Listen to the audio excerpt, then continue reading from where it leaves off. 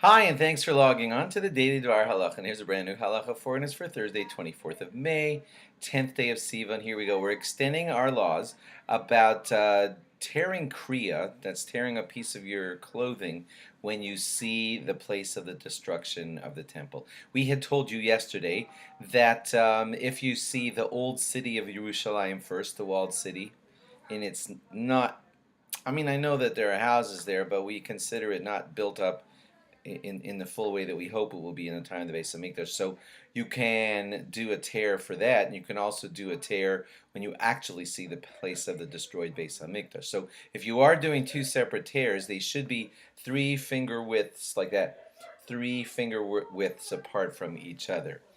If you ended up seeing the Beis Hamikdash destroyed area first, and you did a tear for that, then when you see the rest of the city of Yerushalayim not in its fully rebuilt way, then you just extend that Beis Hamikdash tear a little more when you see the destroyed city of Yerushalayim. Remember, I know there's a good, beautiful Jewish neighborhood there, but unfortunately there's the Armenian quarter and the Muslim quarter and quarters that are just very anti-Jewish and all that, so it's not in its fully rebuilt state. If you see them at once, you could just do one tear for both of them. Really, you should only tear for seeing the destruction of the Beis Hamikdash if you actually see the floor of the Azara, the floor of the Har HaBayis, basically the ground at the top of the Har HaMoriah. But we can't really see that, too well from the vantage point of going to the Kotel or whatever. All we see is the Dome of the Rock.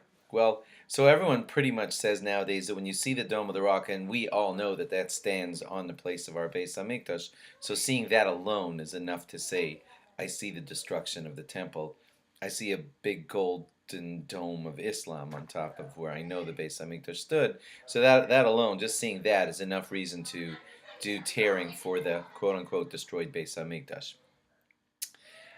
If you can't see the dome for some reason, you could just say it when you see the kotel.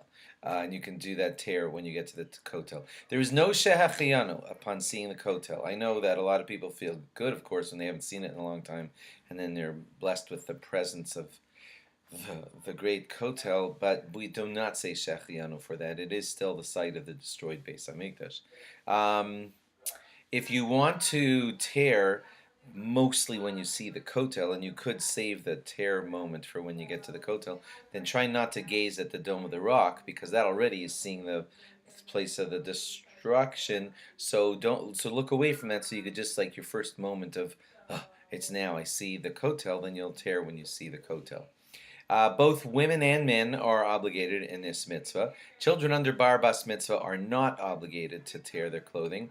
And if you have a child who's over bar mitzvah, let's say a 15-year-old, but all of his clothing basically belong to his parents who support him, then he doesn't really have to be tearing his clothing. They're not really his. They belong to his mom and dad. But many people are lenient about this and say, let the 15-year-old tear his shirt, and mom and dad are okay with that.